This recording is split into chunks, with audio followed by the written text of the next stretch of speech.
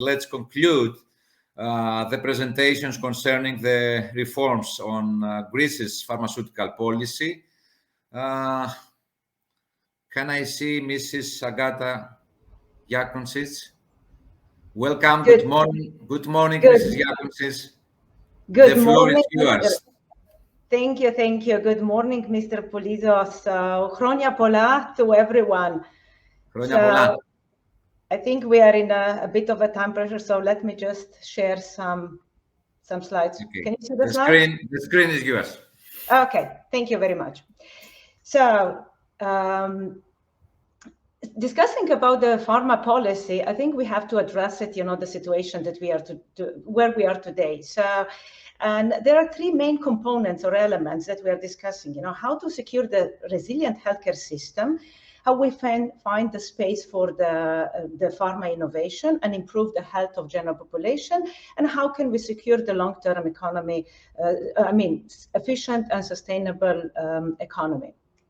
So the main challenges, in the post-COVID, talking about those three pillars, if we discuss it about the healthcare resilience, I think that is a question, how can we build the effective public health system by improving primary health and secure the health equality. Two elements of that I want to really stress it out is we need to really discuss it, what are disease priorities, and take, those disease priorities in advance and find a solution for them. And the second one is also we discuss about, and we've seen it, later, about the prevention, importance about the prevention in order to secure also the resilient healthcare system, speaking about the screening, vaccination, and so on.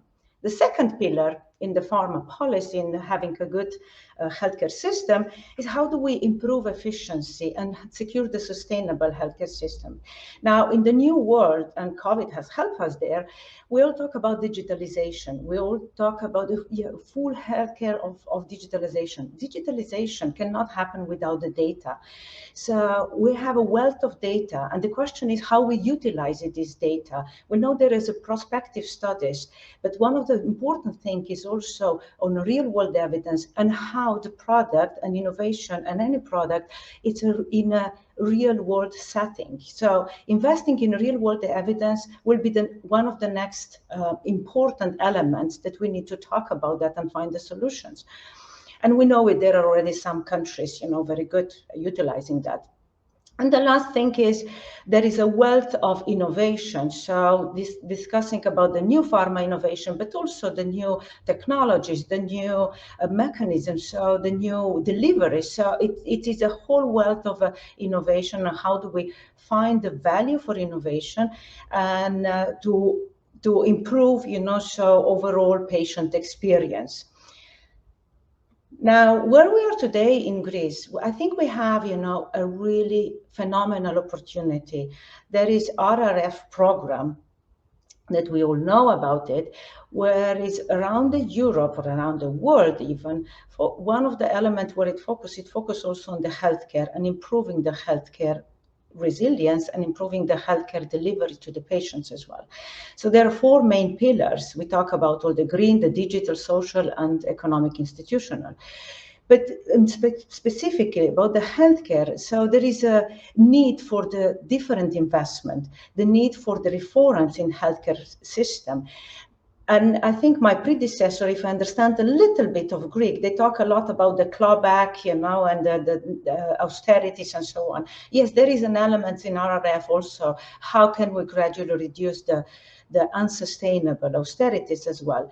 But there we should think about also how do we reform a primary healthcare system? How can we have more equal and quality healthcare services, equality for all the citizens and all the patients, digital transformations, hospital infrastructure, how can we make better hospital infrastructure, and so on and so forth.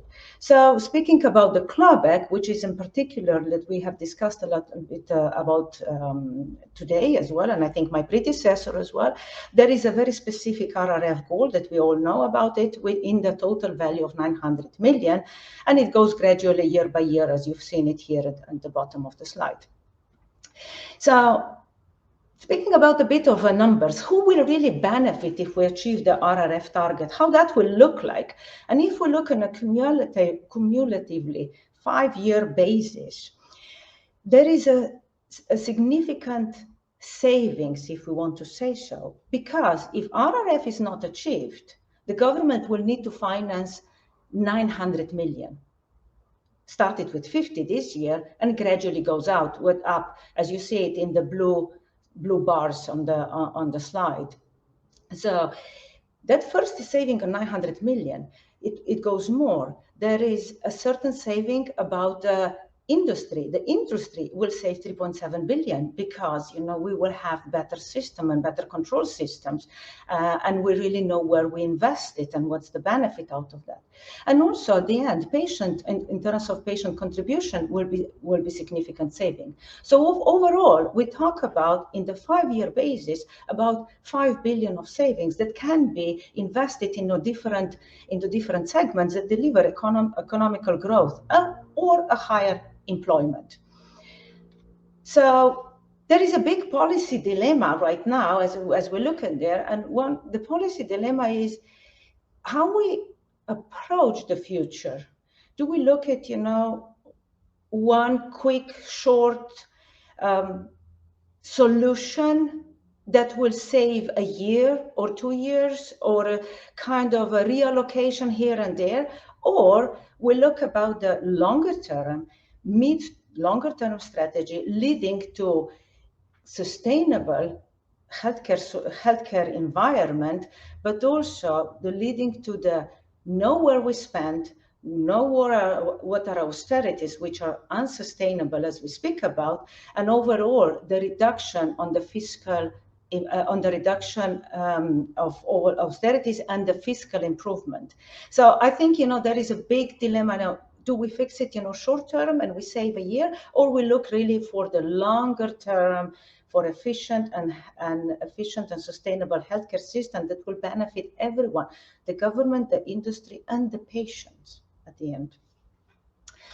So as a Pharma Innovation Forum, we've been a bit of a, you know, somebody might say the bold, you know, but we have created like a roadmap to a sustainable health quality pharma care that is addressing 5 key elements. As you can see it here, we talk about the predictable pricing and reimbursement system. We talk about the efficient HTA system, which I'll touch later on as well. The need for an empowerment for clinical and biomedical research and the funding for innovation.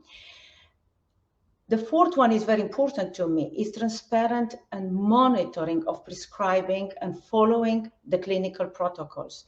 I think we need to really understand, you know, where the money goes, and also what is the outcome of that.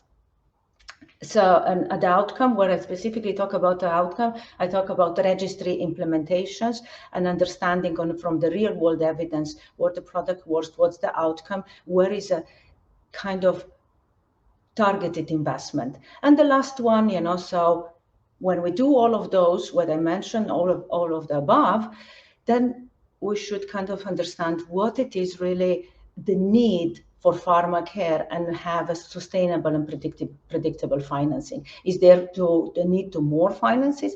But first we need to do all of the work of the above.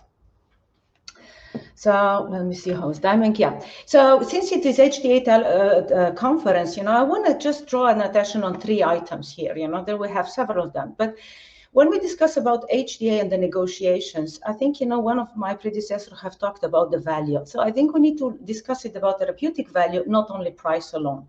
So that's one of the important components. You know, what is really the value of therapy that we are bringing on the market, not only the pricing exercise. I talk about improved access to real-world evidence. If we don't have a data, we cannot really have an informed decision. So utilization of the data can help us to make the best and informed decision. And the last one, innovation. There is a lot of innovation that goes also in the hospital segment or AOP1A. So there is a need to really reevaluate what are really needs in the hospital and 1A segments. And the very last one, so there is a lot of discussion, you know, that on patent product, you know, on innovation cause the additional expenses. So here is the latest CMS data that we all have access to. And on the left part of the slide, it talks about the units in millions of 2018, 19, 20, and 21.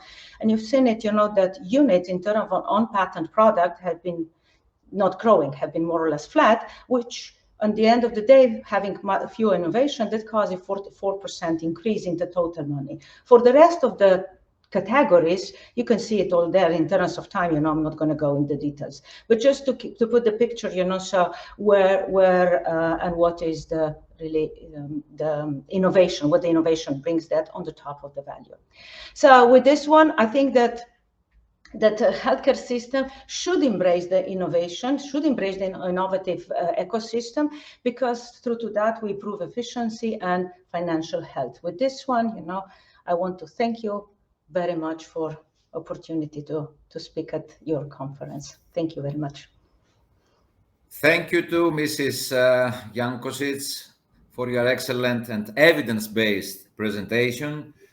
Especially, I note your words concerning public health, efficiency, and innovation, and I hope that these words will be combined with the pillars of RRF, as you say.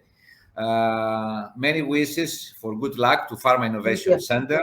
Unfortunately, we don't have time to discuss a little bit